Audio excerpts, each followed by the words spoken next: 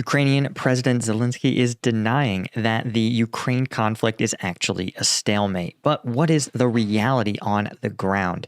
Is it actually just that? I'm Paul, U.S. Army combat veteran. It's November 5th, 2023. This is your daily Ukraine update. Let's get right into it. Okay, first, taking a look at the control map, there is virtually no changes. Not exactly the look you want when you're trying to explain that the war is not actually a stalemate. The only incredibly minor change is a small repositioning of Russian forces outside Stalemate. You also have a pretty marginal change. Let's see if I can find it here.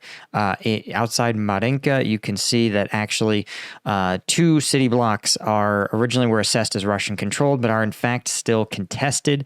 You also have an absolutely tiny infinitesimal change in the Kharkiv sector, where previously it was assessed that Russian forces advanced between these two windbreaks, but in fact it looks like Ukrainian forces have actually ensured that this windbreak remains just contested. But none of these are even remotely significant. This isn't really putting anyone on the road to Makivka or anything like that. Looking over at the control map or combat map, you can see that there's not really any reported changes at all.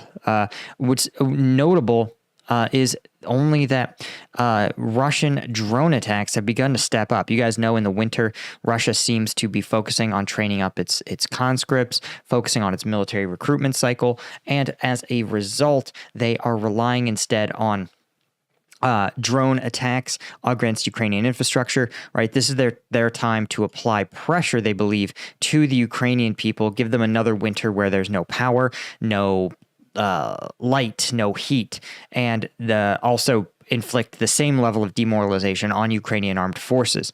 The idea being that once winter passes, the demoralized troops will fight less hard. Of course, Russia is going to have a harder time supplying their own troops who are going to be subject to interdiction from Ukrainian long-range missiles.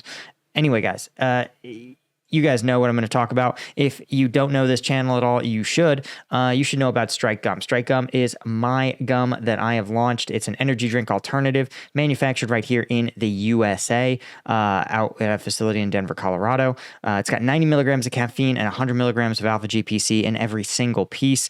I've created it because when I was in the military, I spent so much money on gross sugary energy drinks, and I needed an alternative that I could use on patrol. I could put in my pocket, chew, and get a surge of energy. Best of all, though, 50% of the profits from this first production run, I'm going to donate to Ukrainian charities that benefit civilians who've been injured or displaced in the conflict. So if you're interested, come check us out at strikegum.com. And if you're really looking for a budget energy drink alternative, the tray is on sale. That's the equivalent of 75 pieces, 75 energy drinks worth of energy for just like less than $1 a piece, like 60, 70 cents a piece. So check us out, strikegum.com. Okay, let's talk about Zelensky's statement around stalemate. Zelensky emphasized that the war in Ukraine is not a stalemate in a comment to the media about his commander-in-chief's essay on the positional nature of warfare in Ukraine. Many others have used the term stalemate to describe it, and he points out that in 2020, many thought the war was also at a stalemate, but Ukrainian forces, through tricks, tactics, and military operations, were able to liberate Kharkiv Oblast and the west bank of Kherson Oblast.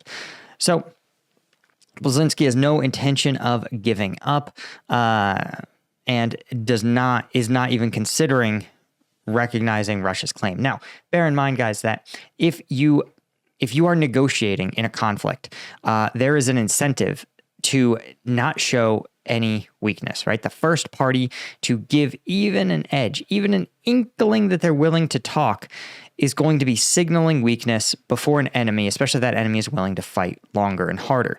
You see how, with negotiations, right? People meet in the middle, and that means that there is an incentive to move the goalpost further out, right? So if you're meeting in the middle, well, if one side moves the goalpost way back here, say, and one side doesn't move the goalpost that much, that means when they meet in the middle's now over here. And so that's why you have these sort of statements, right, where Russia says obliquely that they are willing to negotiate, right? A negotiated deal.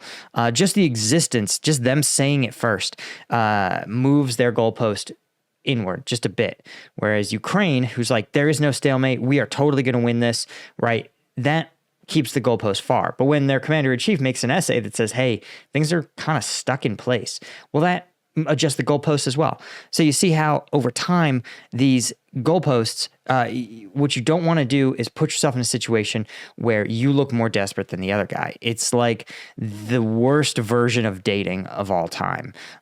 You don't want to seem desperate, but you also don't want to have the other person walk away.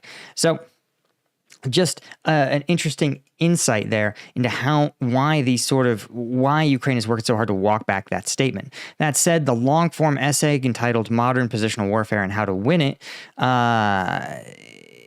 is a little more fleshed out than the op-ed of the same name published in The Economist.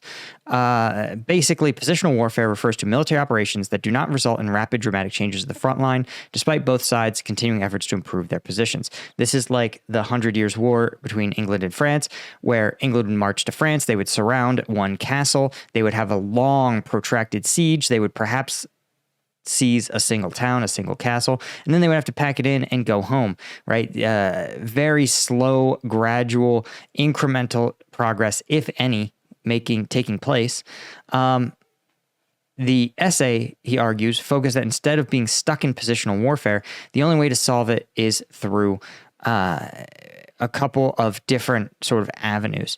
The first, of course, is that Ukrainian military, state, and society need to make adaptations, including technological adaptations to breach minefields. You have to have a state better able to mobilize its fighting forces and sustain warfare over the long term, and frankly, a system to build better systems, a system to build better weapon systems, all of which could result in the breaking of the stalemate. Anyway, guys, that's all I had for you. Thank you so much to the Colonel tier members of Combat Vet News. Thanks to our Lieutenant tier members. I appreciate you so much. Be sure to hit like and subscribe, guys, and I will see you guys in the next one. Cheers.